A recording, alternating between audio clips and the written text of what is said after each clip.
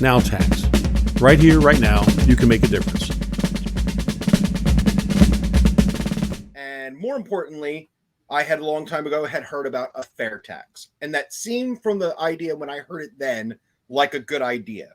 So if before we dig too deep into you, if you could tell me why I could be right or wrong about that. First off, why you're right about fair tax, it's a consumer tax versus an income tax. And I don't want to get too far into the weeds too fast, but might as well make everyone angry real fast. As we all know, income taxes are, just not the thing. It really punishes your earnings. And so when you get into income tax, it fundamentally goes against the grain of our Constitution. And again, to get into the weeds, Declaration of Independence, life, liberty, and the pursuit of happiness. Actually, it wasn't the pursuit of happiness. It was life, liberty, and property. That was John Locke. And I guess political correctness and wokeness happened real fast where they said, well, property is kind of like owning people. So you got to eliminate property. And so they came up with happiness, which was also a John Locke theory, the pursuit of happiness. So from the very first day that our founding, Declaration of Independence, we went into wokeism and we eliminated property, life, liberty, and property. And John Locke's definition of property was what you earn is yours. It's if you earn it, you own it. And then Ben Franklin came along and his famous quote is, property and wealth are rights and rights cannot be taxed. So there we go. So income tax. So fundamentally, the very first thing that happens is, so right from the beginning, we're in contradiction of our own founding situation. And again, not to get too far in the weeds, but if anyone wants to know the little bit of history of taxes, is the first type of taxes we had were tariffs were the most favorite tax at the time back in the 1700s. Well, think about tariffs; they're pay-as-you-go taxes, much like a consumer tax. And back to the fair tax, and the fair tax was based on where I said you're right. I'll also tell you the wrong part, right. But the right part is. It's a pay-as-you-go tax, and it's paid off of your consumption, which is not paid off your income. So now the federal government is no longer going after what you earn. In other words, they don't get taxes until you use the money to make a purchase. So, right. Why is the fair tax bad? Because that did seem like for a while the libertarian way, right? That was a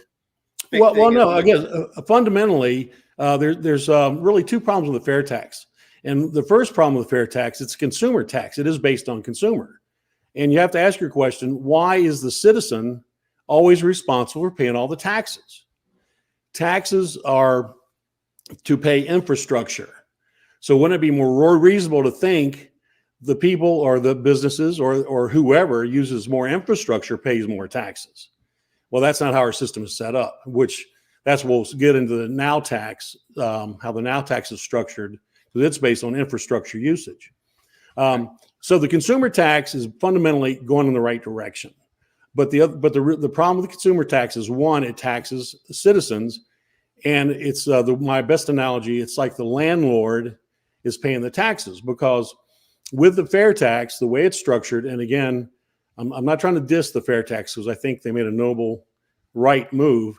The fair tax is based on, it's a progressive sales tax. It's not a consumer sales tax. In other words, the more you make, the higher your sales tax rate. So if you're at their highest rate based on their documentation, you're going to pay almost 24%. So let's say you're making over $500,000 a year. You go to buy your new Mercedes, you're going to pay, for the new Mercedes, you're going to pay the 24%. Plus, you're going to pay your sales tax, and you can see you're going to pay almost 31% to buy your new Mercedes, which means you're going to drive your old Mercedes till the wheels drive off. Now, also, the fair tax does not tax the used market. So that also gives an unfair advantage to new manufacturers, and that you can buy used Mercedes without sales tax.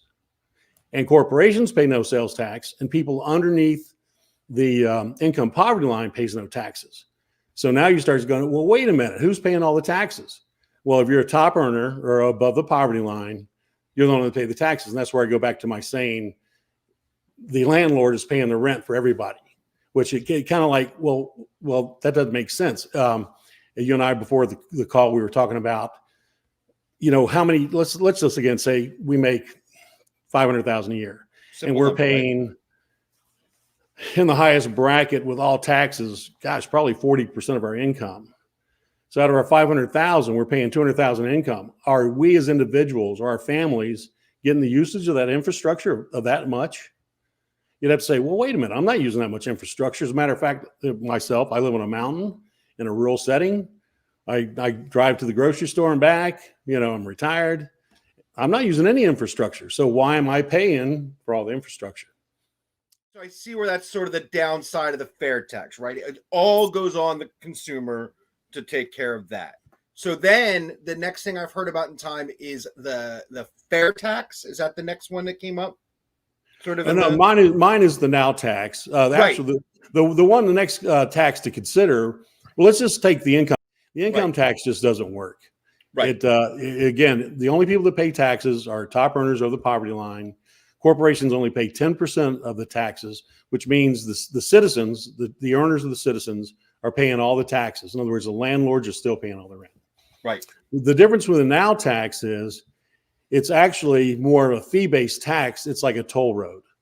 Okay. You got to think of our economy as a super highway, economic highway, a toll road where every business, every organization, I call it, and if you go to Now Tax USA, they're in the details. It's called ASOE, which is all segments of the economy pay a little something. In other words, if you get on the toll road of our economy, you're going to pay a little something. Right. Well, then the next question is, well, how does that work out math-wise to pay our federal budget? And the federal budget, let's say, is $5 trillion a year. Well, if you take all the transactions, sales and transactions daily, it's in the trillions. Annually, and you and I were talking about this earlier, and it's a cute story. I was in a meeting, I was having a conversation, and I said, the United States does over $2 quadrillion in transactions every year. And the person goes, did you make that word up? And I laughingly go, no, that's real. So if you take 1% of $2 quadrillion, that's $10 trillion. It's kitchen table math, very simple. Well, right there, you can see $5 trillion goes to the federal budget. That means at 1%, we still have $5 trillion. The now tax is the first tax and the only plan that addresses paying down the national debt. I mean, you take 1%, you could take $5 trillion a year. So in 6 years, you could pay down our national debt. No one's even talking about that. There's not, name the politician that's seriously talking about paying down our debt. It don't exist. It doesn't. Yeah, I refer people to the debt clock all the time. I'm like, you should look at this thing and see what nobody's talking about. Yeah, well, we're coming close to, the interest payment is coming close to $1 trillion a year, which right now is technically 1/5 of our budget is interest payments. Right. So right there, that's more than we spend on military. That's more than we spend on Social Security. They're bonkers numbers. So let's go back to the now tax. So we're talking about getting on like the, financial infrastructure highway. So we are talking about if you go to buy a car, it's there. If you pay 1%. Any transaction. Any transaction. You buy stocks and bonds. You pay. See, right this is a good one. Trillions of dollars a day are traded.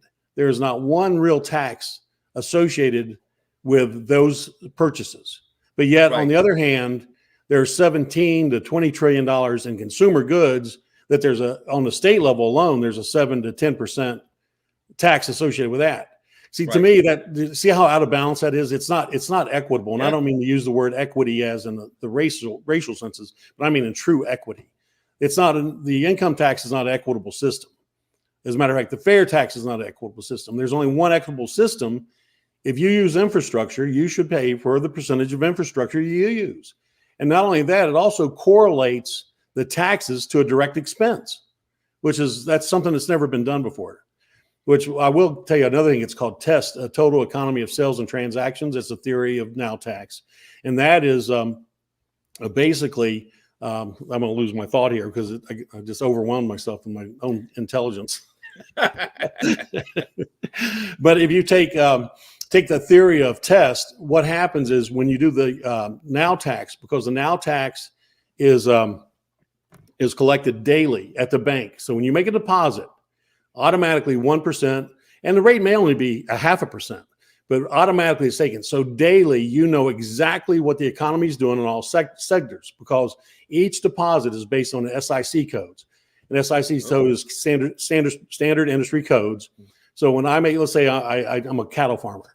When I make my deposit, it says cattle farming, that direct SIC code. So you know actually daily what the economy is doing. It's never been done before. You talk about economic projections. I mean, daily, it's like you're putting a thermometer in a sick kid's mouth. And again, that's the other benefit.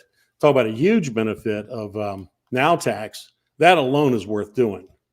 Now, we'll tell you what the naysayers are going to say about the Now Tax, because it's transaction tax. They say, well, that's a tax on top of a tax on top of a tax. Well, actually, all taxes are taxes on top of taxes on top of taxes. The difference is if you take the Now Tax, there's only 5 steps in every transaction. There's raw materials, there's wholesale, there's distributor, there's to the market, the retailer, and then there's the seller. There's 5. If you take 1% and you compound it, it may come up to 3%. So now let's just say naysayers. Okay, so now the Now Tax is only 3% in actual real numbers, but it's not. But at 3%, if you take the offsets of just the first offset of not having to do heavy tax lifting, like tax preparation, that's almost $500 billion a year.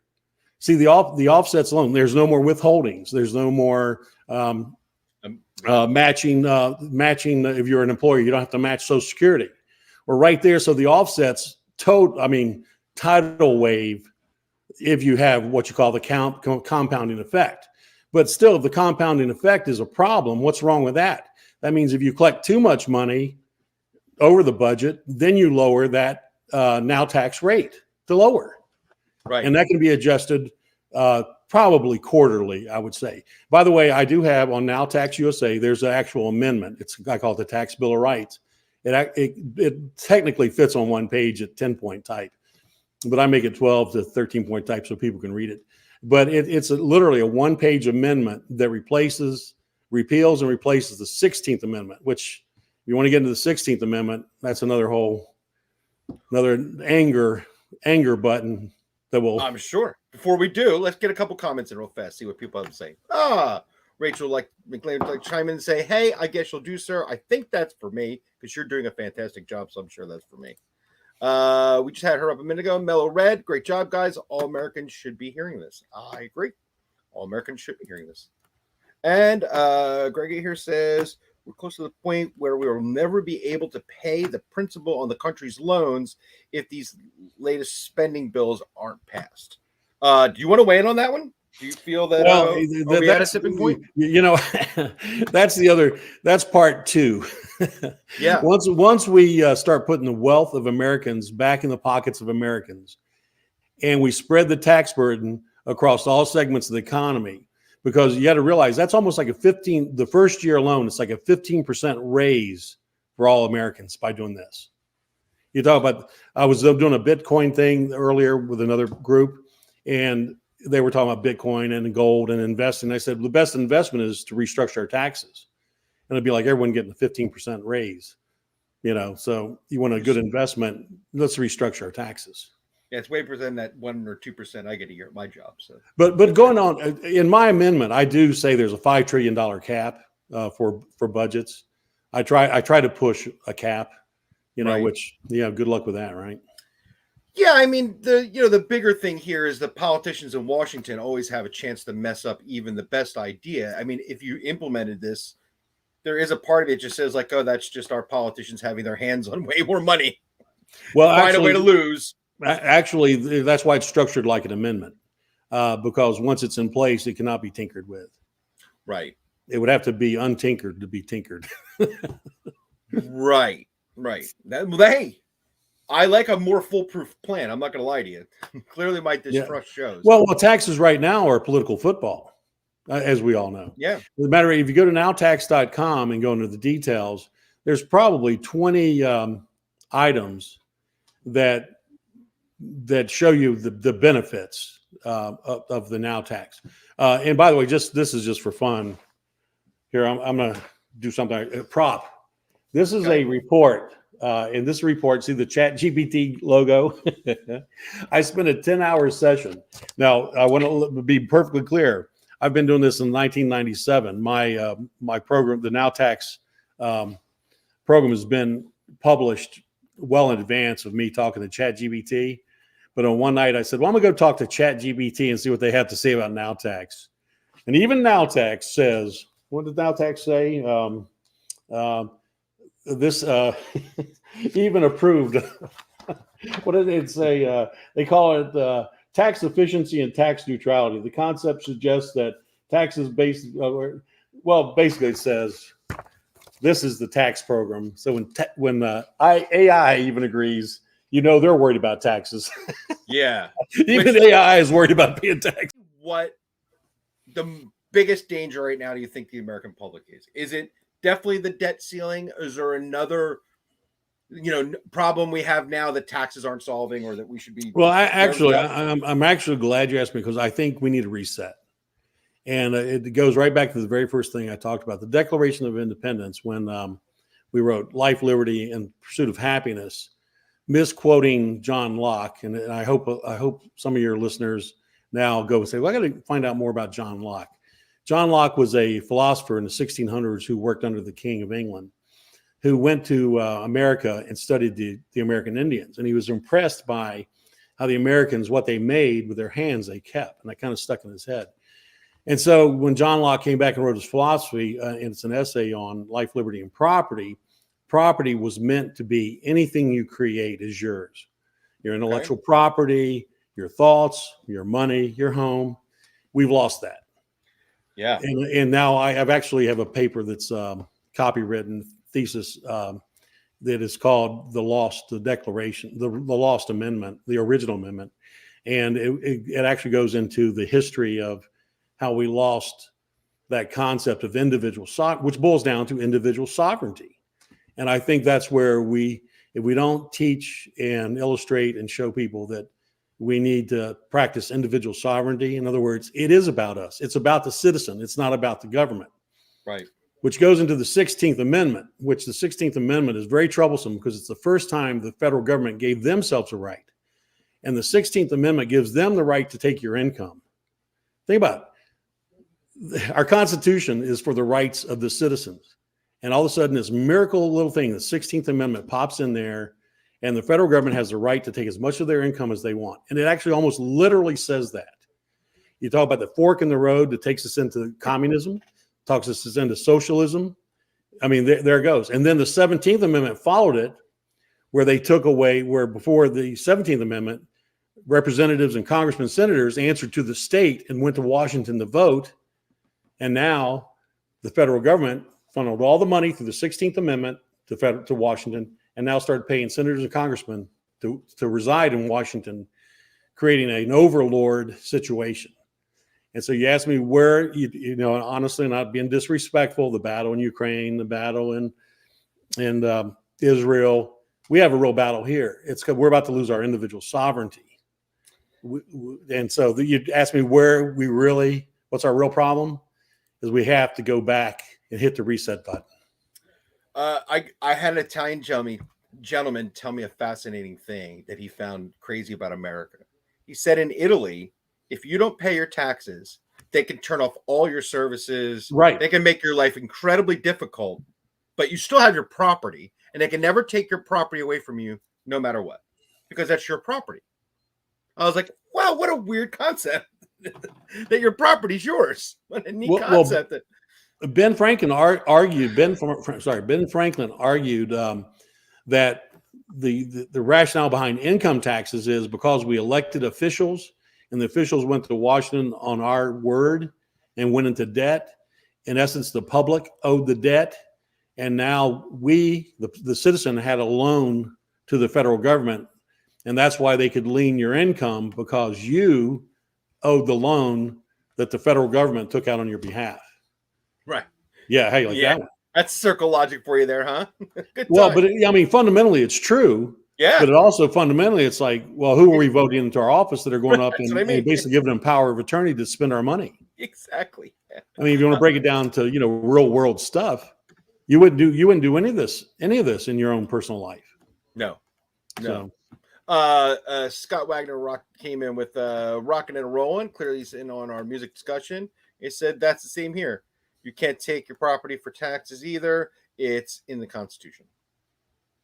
yeah, except for the 16th. Yeah, I mean, yeah, absolutely, fundamentally right. It's either the 4th or 5th Amendment, but fundamentally, by the fact that they instituted the 16th Amendment, now saying that you owe them money because you technically took a loan out on your citizens, congressmen, senators took a loan out in behalf of you. Now they can come and lien your property, which they can't take your property based under the 16th Amendment. That's why the now tax replaces and repeals the 16th Amendment. It's actually a tax bill of rights. It's really, I do recommend it. It's kind of heavy reading, but it's written in lay terms because I wrote it. Nice. Kept it down for us. I like that. Good job. Good job. I only wore my preaching uniform just to fool people. Well, so Mary was in this setting this up with me from the beginning. She's out on staycation duty or some important journalistic saga that she's not looking into. Easy tax, simple tax, instant tax, low tax, pay-as-you-go tax, equitable tax, now tax. Right here, right now, you can make a difference. Just take a second to repost and follow us. To learn more about the benefits of Now Tax, go to nowtaxusa.com. That's nowtaxusa.com.